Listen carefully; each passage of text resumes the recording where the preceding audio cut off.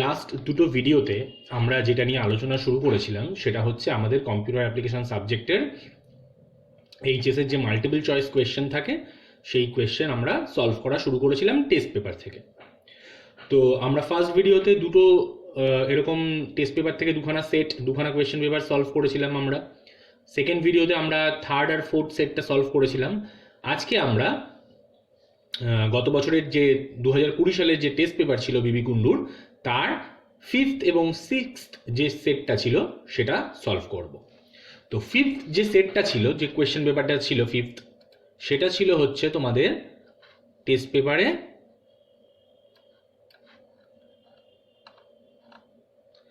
524 নম্বর পৃষ্ঠায়, page number 524, সেখানে আমাদের ফিফথ সেটটা ছিল। তো ফিফথ সেটেই শুরু করে দেবো প্রথমে। তো প্রথম যে প্রশ্নটা ছিল ফিফথ সেটে, এক্স অর গেটের বুলিয়ান সমীকরণ, মানে এক্স অর গেটের বুলিয়ান এক্সপ্রেশন আমাদের জিজ্ঞেস করেছে। তো আমরা জানি এক্স অর গেটের বুলিয়ান এক্সপ্রেশন হচ্ছে এফ ইকুয়াল টু বা ওয়াই ইকুয়াল টু আউটপুট সমান সমান দুটো যে ইনপুট ভ্যারিয়েবল তাদের মাঝখানে একটা এক্স অর অপারেটর থাকে। তো এক্স অর অপারেটরটা আমরা চিহ্নিত করি কি করে, প্লাস চিহ্ন দিয়ে তাকে একটা সার্কেল দিয়ে এনসার্কেল করে দিই। তো সেটা আমরা দেখতে পাচ্ছি যে এখানে অপশন সি এ তে রয়েছে যে F equal to A X or B, এই যে চিহ্নটা এটাকে আমরা এক্স অর চিহ্ন বলি। তো উত্তর হবে আমাদের অপশন এ। 2 নম্বর প্রশ্ন, 4 ইনপুট বিশিষ্ট অ্যান্ড গেটের ট্রুথ টেবিলে অনুভূমিক সারির সংখ্যা, মানে বলতে চেয়েছে যে আমরা এতদিন যে গেটগুলো পড়েছি, বেসিক লজিক গেট এবং ইউনিভার্সাল গেট যেগুলো আমরা পড়েছিলাম সেগুলো সব 2 ইনপুট গেট ছিল। তো এখানে বলছে যদি একটা অ্যান্ড গেটের 4খানা ইনপুট থাকে তাহলে তাদের অনুভূমিক সারির সংখ্যা, মানে তাদের ইনপুটের কম্বিনেশন, মোট কম্বিনেশন কতগুলো হবে। তো আমরা দেখেছিলাম যখন ইনপুটের সংখ্যা ছিল 2 অ্যান্ড গেটের ক্ষেত্রে তাদেরকে কভাবে সাজানো যেত, মানে কতগুলো তাদের ইনপুটের কম্বিনেশন হতো। সূত্রটা ছিল যেহেতু আমরা বাইনারি সংখ্যা ব্যবহার করি তাই বেস মানে নিধানে থাকতো 2 এবং পাওয়ার ইন্ডেক্সে সেখানে থাকতো যে যতগুলো ভেরিয়েবল আমরা ব্যবহার করছি চলরাশি। তো যখন দুটো ইনপুট অ্যান্ড গেট ছিল তো 2 এর মাথায় মানে বেস যেটা বাইনারি সংখ্যা 2 এর পাওয়ারে আমরা 2 বসাতাম, যেটা ছিল আমাদের ইনপুট ভেরিয়েবলের সংখ্যা, চলরাশির সংখ্যা। তো এখানে বলছে যে ইনপুট চলরাশির সংখ্যা হচ্ছে 4, তার মানে এখানে 2 এর মাথায় 4 বসবে। তাহলে 2 টু দি পাওয়ার 4 মানে 4টে 2 এর গুণফল হয় হচ্ছে 16। তাহলে এখানে দেখতে পাচ্ছি যে আমাদের অপশন এ তে রয়েছে 16। তাহলে 4খানা ইনপুট বিশিষ্ট অ্যান্ড গেটে আমাদের মোট ইনপুটের কম্বিনেশন হতে পারে 16খানা, অনুভূমিক সারির সংখ্যা মোট হতে পারে 16খানা। তাহলে এখানে আমাদের উত্তর হবে 16 বা 16। 3 নম্বর প্রশ্ন, সমান্তরাল, এই প্রশ্নটা আমরা আগেও ফেস করেছি যে প্যারালাল সুইচিং সার্কিট, যে সুইচ সার্কিট যেগুলো হয়। তাহলে প্যারালালের জন্য আমরা বলেছি যে অর গেট দিয়ে চিহ্নিত করা যায়, অর ফাংশন দিয়ে, আর যেটা সিরিয়াল তাকে আমরা অ্যান্ড দিয়ে চিহ্নিত করতে পারি। তাহলে এখানে আমাদের উত্তর হবে যেহেতু সমান্তরালভাবে যুক্ত ইলেকট্রনিক সার্কিট বলছে তাই সমান্তরালের জন্য আমাদের উত্তর হবে অপশন সি অর ফাংশনকে আমরা সমান্তরাল ভাবে যুক্ত ইলেকট্রনিক সার্কিট দ্বারা প্রকাশ করতে পারি। 4 নম্বর প্রশ্ন, 16x1 মার্কসের মানে মাল্টিপ্লেক্সারের সিলেকশন লাইনের সংখ্যা কত হবে। তো আমরা বলেছিলাম সিলেকশন লাইনের সংখ্যা ডিপেন্ড করে কি, ইনপুট লাইনের সংখ্যার উপরে। ইনপুট লাইনটাকে আমরা 2 এর যত পাওয়ার দিয়ে আমরা সেটাকে রিপ্রেজেন্ট করতে পারি সেই পাওয়ারে মানে ইন্ডেক্সে যে থাকে সেটা আমাদের সিলেকশন লাইনের সংখ্যা হয়। তাহলে এখানে 16:1 মানে বোঝাচ্ছে যে ইনপুট লাইনের সংখ্যা 16টি। তাহলে 16 মানে বোঝায় 2 টু দি পাওয়ার 4। তাহলে মাথায় এই যে 4 পেলাম পাওয়ারে, সেটা হবে আমাদের সিলেকশন লাইনের বা কন্ট্রোল লাইনের সংখ্যা। তাহলে এখানে দেখতে পাচ্ছি 4, অপশন এ তে রয়েছে 4, এটা হবে আমাদের উত্তর যে 16:1 মাল্টিপ্লেক্সার সার্কিটের সিলেকশন লাইনের সংখ্যা আমাদের প্রয়োজন হয় 4টি। 5 নম্বর প্রশ্ন, একটি ফুল অ্যাডার তৈরি করতে দুটি হাফ অ্যাডারের সঙ্গে প্রদত্ত কোন গেটটি প্রয়োজন হয়। তাহলে আমরা একটা প্রশ্ন করেছিলাম ব্রড, যে ডেসক্রিপটিভ টাইপ কোয়েশ্চেন ছিল, সেখানে আমরা পড়েছিলাম যে দুটি হাফ অ্যাডারের সাহায্যে ফুল অ্যাডার বানিয়ে দেখানো। দুটি হাফ অ্যাডারের সাহায্যে, অনেক সময় এই প্রশ্নটা এসছে আমাদের উচ্চ মাধ্যমিক পরীক্ষায় যে দুটি হাফ অ্যাডারের সাহায্যে একটি ফুল অ্যাডার তৈরি করো। তাহলে সেই ক্ষেত্রে আমরা দেখতাম যে দুটো হাফ অ্যাডার সার্কিটের সাথে আরো একটা অর গেট ব্যবহার করলে আমাদের একটা ফুল অ্যাডার সার্কিট তৈরি হয়। তাহলে দুটো হাফ অ্যাডার তো লাগেই, তার সাথে যদি আমরা আরো একটা অর গেট ব্যবহার করি সেটা থেকে আমরা একটা ফুল অ্যাডার পাই। তো এখানে আমাদের উত্তর হবে যে অপশন বি অর গেট। 16 নম্বর প্রশ্ন, এই প্রশ্নটা আমরা আগে অনেকবার পেয়েছি, 1-2 বার পেয়েছি আমরা এই টেস্ট পেপারের এই সলভ করতে গিয়েই আমরা পেয়েছি যে ফাইবার অপটিক কেবিলের উপরের প্লাস্টিকের আস্তরণকে আমরা কি বলি। তাহলে ফাইবার অপটিক কেবিলের ক্ষেত্রে উপরের যে প্লাস্টিকের আস্তরণটা থাকে তাকে আমরা বলি ক্ল্যাডিং। তাহলে এখানে আমাদের উত্তর হবে ক্ল্যাডিং।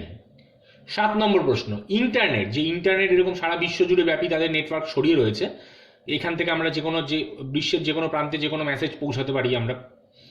তো সেই ইন্টারনেটটা কি ধরনের নেটওয়ার্ক? তাহলে আমরা প্রথমেই বলছি যে বিশ্বব্যাপী যে নেট তাকে আমরা বলি ইন্টারনেট। তো বিশ্বব্যাপী মানে এখানে হচ্ছে সেটা হবে হচ্ছে ওয়াইড এরিয়া নেটওয়ার্ক। বাকি যে অপশনগুলো রয়েছে লোকাল, মেট্রোপলিটন এরিয়া নেটওয়ার্ক, সেগুলো আমরা কি জিনিস সেগুলো আমরা পড়েছি বইতে। তো ইন্টারনেটকে বলা হয় লার্জেস্ট ওয়ান। তাহলে এখানে ইন্টারনেটটা হচ্ছে ওয়ান টাইপের নেটওয়ার্ক, ওয়াইড এরিয়া নেটওয়ার্ক, মানে এই নেটওয়ার্কটা অনেকটা জায়গা অনেকটা এরিয়া জুড়ে বিস্তৃত। 8 নম্বর প্রশ্ন, HTML ডকুমেন্ট দেখার জন্য কি প্রয়োজন? তাহলে HTML ডকুমেন্ট খোলার জন্য আমাদের কি ওয়েব ব্রাউজারের প্রয়োজন হয়। তাহলে এখানে ওয়েব ব্রাউজার দেখতে পাচ্ছি কি, একটা ওয়েব ব্রাউজারের উদাহরণ এখানে রয়েছে ইন্টারনেট এক্সপ্লোরার। গুগল ক্রোম সেটাও একটা ওয়েব ব্রাউজার। শুধু এটা MS ওয়ার্ডটা আমাদের ওয়েব ব্রাউজার না, এটা আমাদের টেক্সট এডিটর বা ডকুমেন্ট টাইপ ফাইল বানানোর জন্য আমরা MS ওয়ার্ড ব্যবহার করি। তো উত্তর হবে আমাদের এই যে অপশন এটাও আমাদের একটা হচ্ছে ওয়েব ব্রাউজার, অপশন বিটাও আমাদের একটা ওয়েব ব্রাউজার। তাহলে HTML ডকুমেন্ট ওপেন করার জন্য বা দেখার জন্য আমাদের ওয়েব ব্রাউজারের প্রয়োজন হয়। তাহলে এখানে দুটো ওয়েব ব্রাউজার রয়েছে, তাহলে আমাদের উত্তর হবে অপশন ডি, যেখানে বলছে A ও B উভয়ই, দুটোর সাহায্যে আমাদের HTML ডকুমেন্ট আমরা দেখতে পাই। ক্লাস বি আইপি অ্যাড্রেস, তাহলে আমরা বলেছিলাম যে আইপি অ্যাড্রেসিং এর ক্ষেত্রে আমাদের বড় প্রশ্নের ক্ষেত্রেও ক্লাস এ, ক্লাস বি, ক্লাস সি পড়তে হবে। তো এখানে বলছে ক্লাস বি আইপি অ্যাড্রেসিং এর ব্যবহার করে কটি নেটওয়ার্ক তৈরি করা যায়। তো এটা আমরা পড়েছি, ওখানে সূত্রে বলাই ছিল যে ক্লাস বি আইপি অ্যাড্রেস ব্যবহার করে মোট যতগুলো নেটওয়ার্ক তৈরি করা যায় সেটা হলো 2⁻4 - 2। তাহলে আমাদের উত্তর হবে অপশন বি, এখানে যেটা দেখতে পাচ্ছি যে 2⁻14 - 2। 10 নম্বর প্রশ্ন, টিডি ট্যাগ ব্যবহৃত হয় কি করতে, মানে টিডি ট্যাগের কাজ কি? তাহলে টিডি ট্যাগ মানে টেবিল ডেটা আমরা বোঝাই। তাহলে টেবিলের মধ্যে ডেটাকে মানে টেবিলের মধ্যে কোনো ডেটা ইনসার্ট করতে গেলে আমরা এই টিডি ট্যাগ ব্যবহার করি। তো সেটা এখানে আমাদের অপশন দেখতে পাচ্ছি, অপশন এ তে বলা রয়েছে যে টেবিলের ডেটাকে ডেজিগনেট করতে, মানে টেবিলের ডেটা ওখানে যেই স্থানে তার বসার কথা সেই স্থানে তাকে পৌঁছাতে আমাদের এই টিডি ট্যাগ ব্যবহৃত হয়। 11 নম্বর প্রশ্ন, HTML এ বিজি কালার দিয়ে কি করা হয়? বিজি কালার মানে এখানে ব্যাকগ্রাউন্ড কালার আমরা জানি, যেটা বডি ট্যাগের সাথে একসাথেই ব্যবহৃত হয়। বডি ট্যাগের সাথে বিজি কালার অ্যাট্রিবিউটটা আমরা ব্যবহার করি কি করতে করি, যে একটা ওয়েব পেজের ব্যাকগ্রাউন্ড কালার সেট করতে। তাহলে এখানে সেটা দেখতে পাচ্ছি যে অপশন বি তে রয়েছে ব্যাকগ্রাউন্ড কালার সেট করা। তাহলে উত্তর হবে আমাদের বি। 12 নম্বর প্রশ্ন, সঠিক ডেটাবেস ল্যাঙ্গুয়েজ জোড়া কোনটি? মানে ডেটাবেস ল্যাঙ্গুয়েজ আমরা জানি বিভিন্ন ধরনের ডেটাবেস ল্যাঙ্গুয়েজ হয়, তো সেখানে হচ্ছে সঠিক জোড়াটা কোনটা সেটা আমাদের বলেছে। এখানে দেখতে পাচ্ছি DBL বলে রয়েছে, DCL বলে রয়েছে। DBL বলে কোনো ল্যাঙ্গুয়েজ আমরা জানি না, DCL জানি ডেটা কন্ট্রোল ল্যাঙ্গুয়েজ। তাহলে এখানে একটা অপশন ঠিক রয়েছে, আরেকটা আমরা জানি না। ডি তে দেখতে পাচ্ছি DML data manipulation language and DSL বলে আমরা কিছু চিনি না। সি তে দেখতে পাচ্ছি DDL ডেটা ডেফিনেশন ল্যাঙ্গুয়েজ, এটা হয় ডেটা ডেফিনেশন ল্যাঙ্গুয়েজ DBMS এর ক্ষেত্রে হয়, কিন্তু DFL বলে আমরা কিছু চিনি না। তাহলে সঠিক অপশনটা দেখতে পাচ্ছি যে কোন জোড়াটা একমাত্র সঠিক, অপশন বি তে রয়েছে DCL মানে ডেটা কন্ট্রোল ল্যাঙ্গুয়েজ এবং DDL ডেটা ডেফিনেশন ল্যাঙ্গুয়েজ। তাহলে আমাদের উত্তর হবে অপশন বিটা। 13 নম্বর প্রশ্ন, একজন DBA এর কাজ হলো। DBA এর কাজ বলতে আমরা জানি DBA মানে বোঝায় ডেটাবেস অ্যাডমিনিস্ট্রেটর। তো তার কি কি কাজ হতে পারে?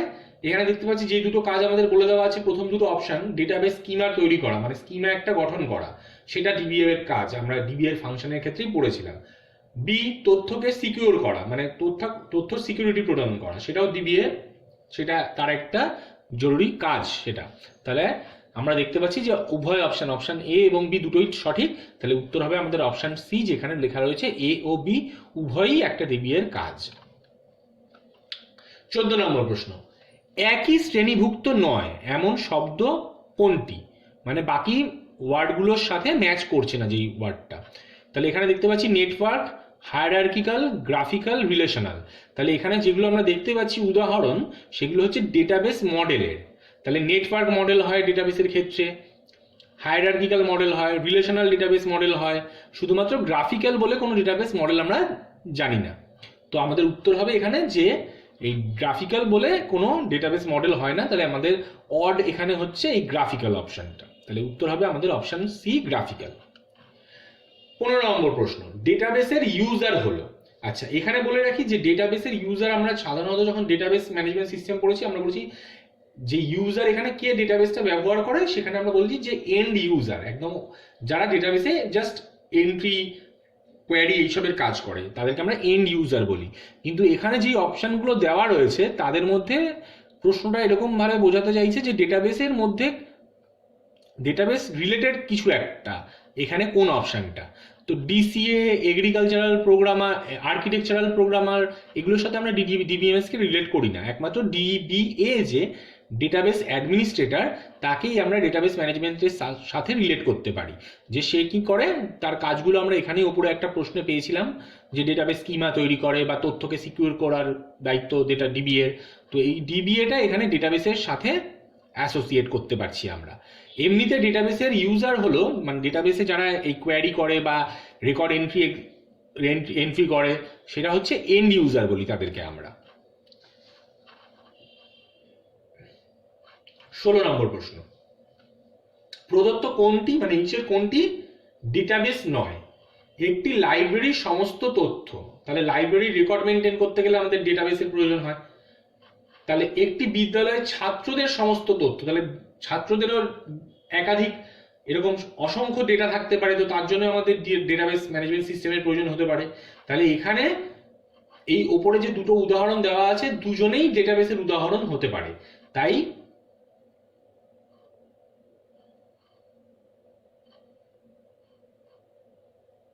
উত্তর হবে আমাদের এ ও বি উভয়ই। মানে এখানে এইগুলো এ অপশন এবং দুটো অপশন, এই এ এবং বি দুটো অপশনই কিন্তু ডেটাবেসের উদাহরণ। তাহলে এরা উদাহরণ, কোনোটি নয়, মানে যে অপশন দিয়েছিল যে এই এ আর বি এর মধ্যে কোনোটিই নয়। প্রশ্নটা একটু স্ট্রাকচারাল এরার রয়েছে প্রশ্নের মধ্যে। তো এখানে প্রশ্নটা হওয়া উচিত ছিল প্রদত্ত কোনটি ডেটাবেসের উদাহরণ, কারণ এই ডেটাবেস নয় যেই মুহূর্তে বোঝাচ্ছে তাহলে অপশন সি আর অপশন ডিটা কিন্তু একই রকম হয়ে যাচ্ছে, মানে দুটোর মিনিংটা একই রকম দাঁড়িয়ে যাচ্ছে। এখানে প্রশ্নটা হওয়া উচিত ছিল প্রদত্ত কোনটি ডেটাবেসের উদাহরণ। তাহলে এখানে এ এবং বি দুটোই ডেটাবেসের উদাহরণ। মানে একটা লাইব্রেরির রেকর্ডও প্রচুর অসংখ্য রেকর্ড থাকতে পারে, সেখানে ডেটাবেস ম্যানেজমেন্ট সিস্টেমের প্রয়োজন হতে পারে আমাদের। আর বিদ্যালয়ের ছাত্রছাত্রীদেরও সংখ্যা প্রচুর হতে পারে, অসংখ্য সংখ্যক ছাত্রছাত্রী হতে পারে। তো সেই ক্ষেত্রে ওটা একটা ডেটাবেসের মতোই কাজ করে, যে অসংখ্য রেকর্ড সে হোল্ড করছে, তথ্য ভান্ডার একটা। 17 নম্বর প্রশ্ন, একটি রিলেশনে কোনটি একাধিক থাকতে পারে না? তাহলে আমরা এই বিভিন্ন ধরনের যে কি যে পড়েছিলাম সেখানে আমরা দেখেছিলাম যে একটি রিলেশনে মানে একটা টেবিলে প্রাইমারি কির সংখ্যা একাধিক থাকতে পারে না, কেবলমাত্র একটি প্রাইমারি কি হতে পারে। আমরা একাধিক ফিল্ড মিলিয়ে প্রাইমারি কি বানাতে পারি, কিন্তু প্রাইমারির সংখ্যা একাধিক, প্রাইমারি কি এর সংখ্যা একাধিক হতে পারে না। তাহলে প্রাইমারি কি সবসময় একটা টেবিলে সিঙ্গেল থাকতে পারে, মানে একটাই প্রাইমারি কি হতে পারে, একাধিক প্রাইমারি কি হতে পারে না। 18 নম্বর প্রশ্ন, এক্সেলের একটি ম্যাথমেটিক্যাল ফাংশন। তো রাউন্ড বলে যে ফাংশনটা, আমরা বিভিন্ন ধরনের ফাংশন পড়েছিলাম, ম্যাথমেটিক্যাল ফাংশন, তারপরে লজিক্যাল ফাংশন, স্ট্যাটিস্টিক্যাল ফাংশন। তো রাউন্ড বলে যে ফাংশনটা, সেই ফাংশনটা আমরা জানতাম ম্যাথমেটিক্যাল ফাংশন। তাহলে এখানে ম্যাথমেটিক্যাল ফাংশনের উদাহরণ এই নিচের গুলো যতগুলো অপশন রয়েছে তার মধ্যে সঠিক উত্তর হলো আমাদের option C, round.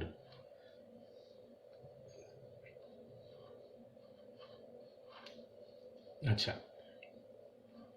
MS এক্সেলের worksheet print preview করার শর্টকাট কি কি?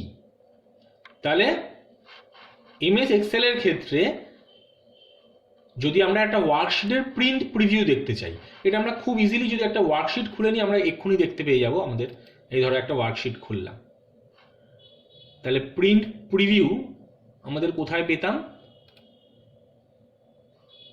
দেখো প্রিন্টের মধ্যে প্রিন্ট প্রিভিউ অপশন এখানে পেতাম। তাহলে দেখো প্রিন্ট প্রিভিউর জন্য শর্টকাট কি কি সেটা এখানেই আমি যখন কার্সারটা নিয়ে যাচ্ছি দেখাচ্ছে ব্র্যাকেটে যে Ctrl+F2। তাহলে আমরা করে দেখি Ctrl+F2, Ctrl+ ফাংশন কির F2 যেই টিপলাম দেখলাম প্রিন্ট প্রিভিউ চলে এলো। তাহলে কন্ট্রোল প্লাস পিতে কিন্তু ডিরেক্ট প্রিন্ট অপশন চলে আসে আমাদের। তাহলে কন্ট্রোল প্লাস পি কিন্তু না, প্রিন্ট প্রিভিউ এখানে বলেছে, এখানে কিন্তু প্রিন্ট বলেনি আমাদের কোয়েশ্চেনের ক্ষেত্রে। তাহলে এটা মিনিমাইজ করে দিই, আমরা যেটা খুলে রেখেছিলাম সেটা দেখি। তাহলে এমএস এক্সেলে ওয়ার্কশিট প্রিন্ট প্রিভিউ করার শর্টকাট কি দেখলাম আমরা, কন্ট্রোল প্লাস F2, মানে ফাংশন কি এর F2 যে বাটন আছে। 20 এবং 21 নম্বর প্রশ্ন আমাদের এমএস অ্যাক্সেস থেকে ছিল। তো এমএস অ্যাক্সেস আমি ফার্দার আর আলোচনা করছি না, সঠিক উত্তরটা এখানে মার্ক করা আছে। তোমাদের যদি জানার ইচ্ছা থাকে তাহলে এখান থেকে সঠিক উত্তরটা তোমরা এখান থেকে পড়ে নিতে পারবে। নেক্সট আমরা পরের সেটে চলে যাব। নেক্সট যে কোয়েশ্চেন পেপারটা ছিল টেস্ট পেপারে, পরের সেটটা আমরা পাবো 582, 582 নম্বর পৃষ্ঠায়।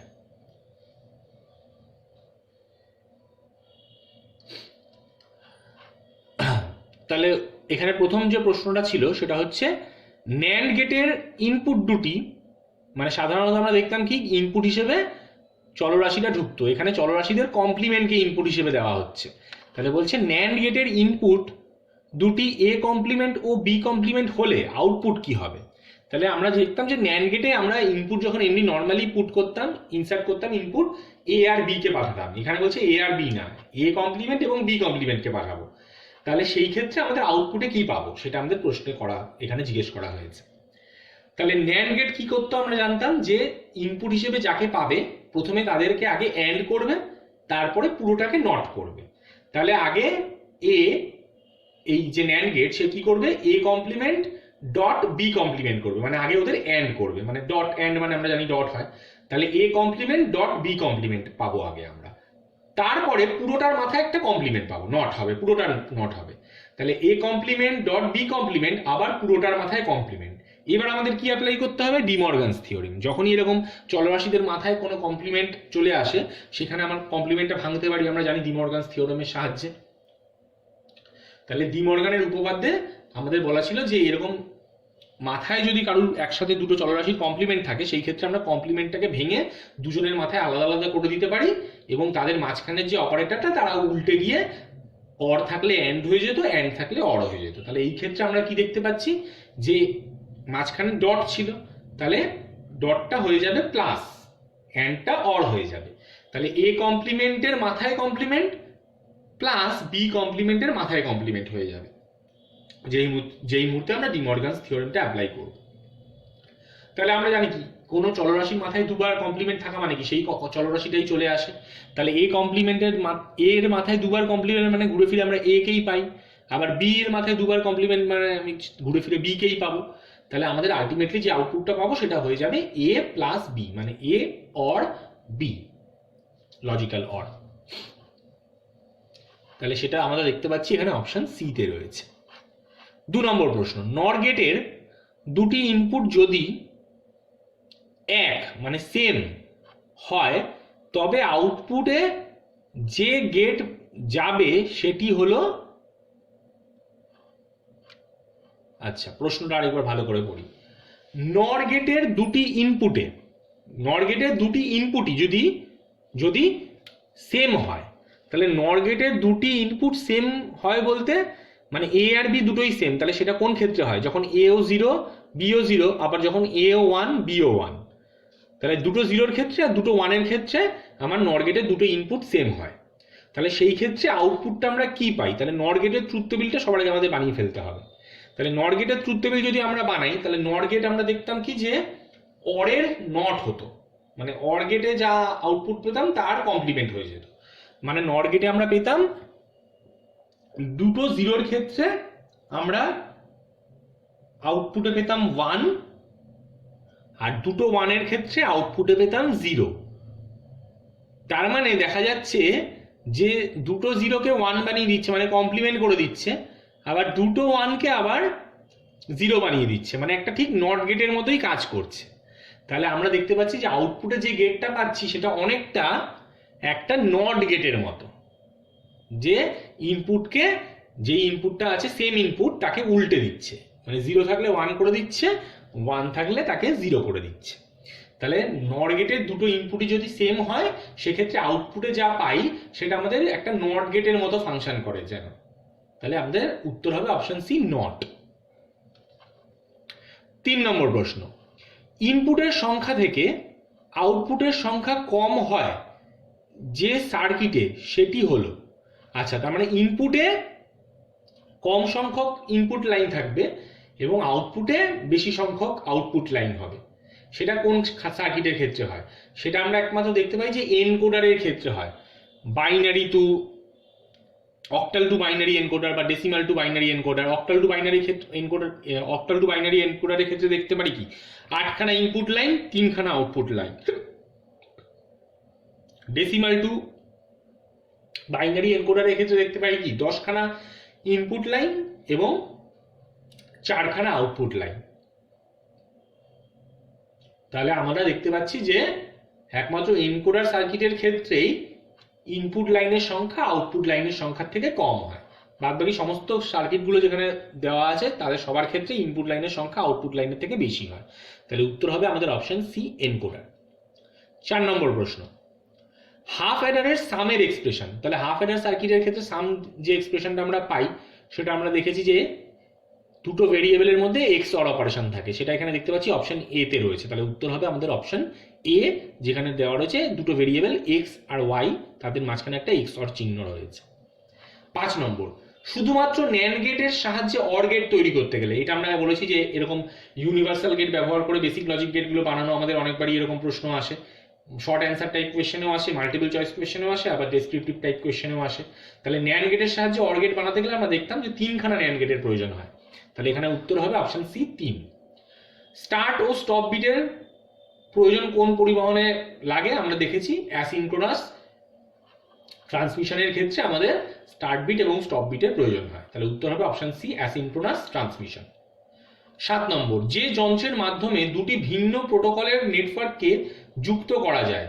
তাহলে দুটো ভিন্ন প্রোটোকলের নেটওয়ার্ককে যুক্ত করতে আমরা ব্রিজ ব্যবহার করি। তাহলে ব্রিজের সাহায্যে আমাদের দুটো ভিন্ন প্রোটোকলের নেটওয়ার্কে যুক্ত করা যায়।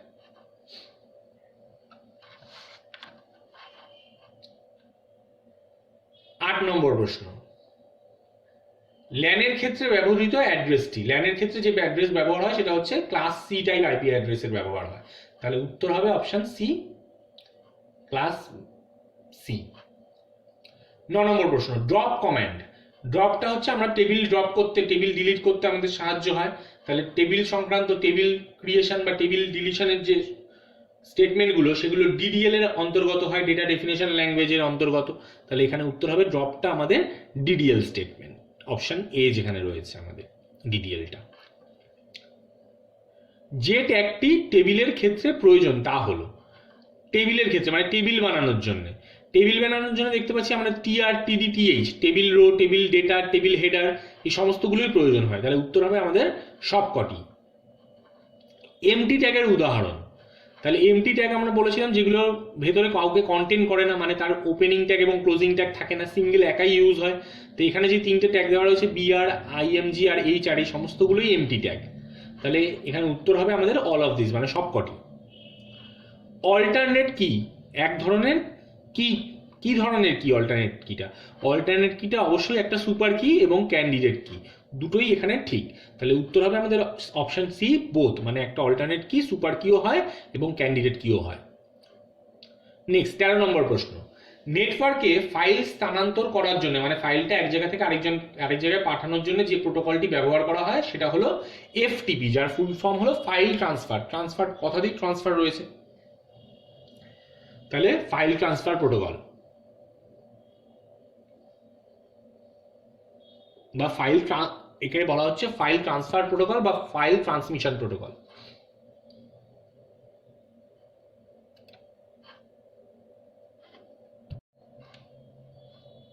আচ্ছা কোথায় গেল?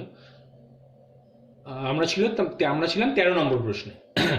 নেটওয়ার্কে ফাইল স্থানান্তর করার জন্য ব্যবহৃত প্রোটোকলটি। তাহলে এখানে আমাদের উত্তর হবে অপশন বি, এফটিপি, যেটা হলো ফাইল ট্রান্সফার প্রোটোকল। কথাতেই রয়েছে ট্রান্সফার, মানে ফাইল ট্রান্সফার করার জন্য যে সেট অফ রুলস রয়েছে। তাহলে এখানে বলা আছে স্থানান্তর, মানে ট্রান্সফার করা এক জায়গা থেকে আরেক জায়গায় পাঠানোর জন্য। তাহলে উত্তর হবে আমাদের এফটিপি, ফাইল ট্রান্সফার প্রোটোকল। 14 নম্বর প্রশ্ন, এইচটিএমএল এ কত প্রকারের লিস্ট আছে? তাহলে এইচটিএমএল আমরা দেখি দু ধরনের লিস্ট হয়, একটা হচ্ছে অর্ডার লিস্ট, একটা আনঅর্ডার্ড লিস্ট।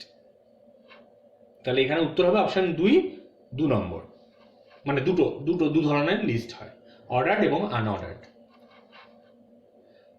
15 নম্বর প্রশ্ন, কোনটি ডেটাবেস মডেল নয়? তাহলে এখানে দেখতে পাচ্ছি এই প্রশ্নটা আমরা আগের সেটেও পেয়েছিলাম। রিলেশনাল, নেটওয়ার্ক, হায়ারার্কিক্যাল, এই সবগুলোই হচ্ছে ডেটাবেস মডেল। শুধুমাত্র গ্রাফিক্যালটা, এরকম কোনো ডেটাবেস মডেল আমাদের ডিবিএমএস এর মধ্যে নেই। তাহলে উত্তর হবে option D, graphical. Cardinality relational অ্যালজেব্রার ক্ষেত্রে, এই রিলেশনাল ডেটাবেস ম্যানেজমেন্ট সিস্টেমের ক্ষেত্রে কার্ডিনালিটি বলতে আমরা কি বোঝাই, কি বুঝি আমরা কার্ডিনালিটি? কার্ডিনালিটি মানে আমাদের রিলেশনের রো এর সংখ্যা, কতগুলো রো আছে সেইটা বোঝায়। আর ডিগ্রি মানে বোঝায় কতগুলো কলাম আছে। তাহলে এটা খেয়াল রাখতে হবে, কার্ডিনালিটি মানে বোঝায় রো এর সংখ্যা এবং ডিগ্রি মানে বোঝায় কলামের সংখ্যা। তাহলে এখানে উত্তর হবে আমাদের অপশন এ, রো এর সংখ্যা। 17 নম্বর প্রশ্ন,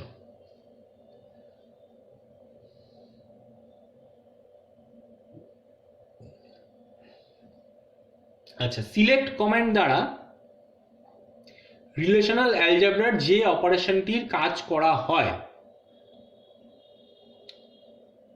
আচ্ছা, এখানে অপশন এ এবং বি দুখানাই মিসিং রয়েছে, তাই এই প্রশ্নটা বোঝা যাচ্ছে না যে অ্যাকচুয়ালি কি বলতে চেয়েছে। বোথ, নান অফ দিস বলেছে।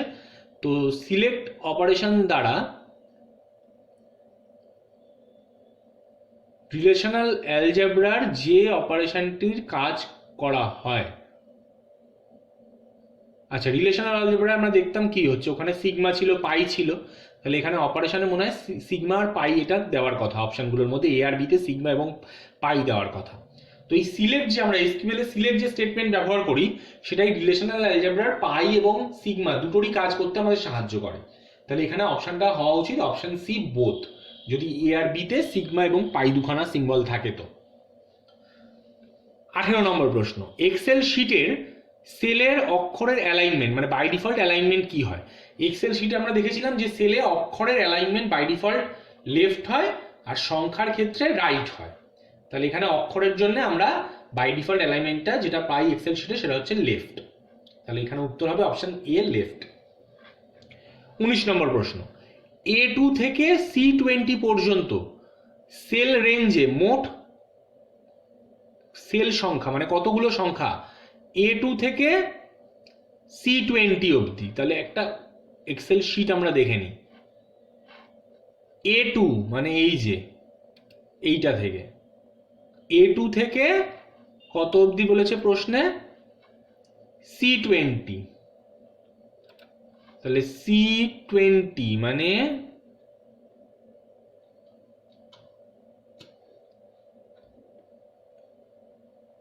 এইটা, A2 থেকে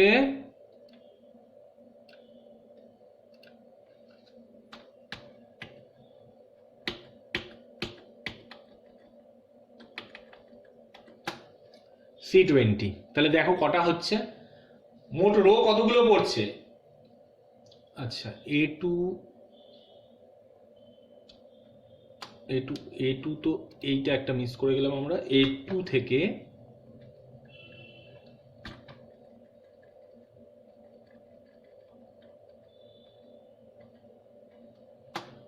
C20, তাহলে A2 থেকে C20 মানে মোট রো কতগুলো হচ্ছে? ফার্স্ট রোটা শুধু বাদ যাচ্ছে, তাহলে 20টার মধ্যে থেকে একটা বাদ হয়ে গেল, মানে 19খানা রো রয়েছে। এবার 19খানা রোয়ে দেখতে পাচ্ছি 3টে কলাম রয়েছে, মানে 3টে করে সেল পাবো। তাহলে 19 × 3 হয় 57। তাহলে মোট সেলের সংখ্যা হওয়া উচিত 57। এখানে অপশানে আছে 57, দেখতে পাচ্ছি এখানে অপশানে 57 নেই। তাহলে উত্তর হবে আমাদের নান অফ দিস, মানে এদের মধ্যে কোনোটাই ঠিক হচ্ছে না। আমরা সেলের যদি ছবিটা দেখে মাথায় একটা ধারণা নিয়ে নিই, মাথায় একটা পিকচার যদি আমরা আনি, দেখতে পাচ্ছি যে এখানে A2 থেকে শুরু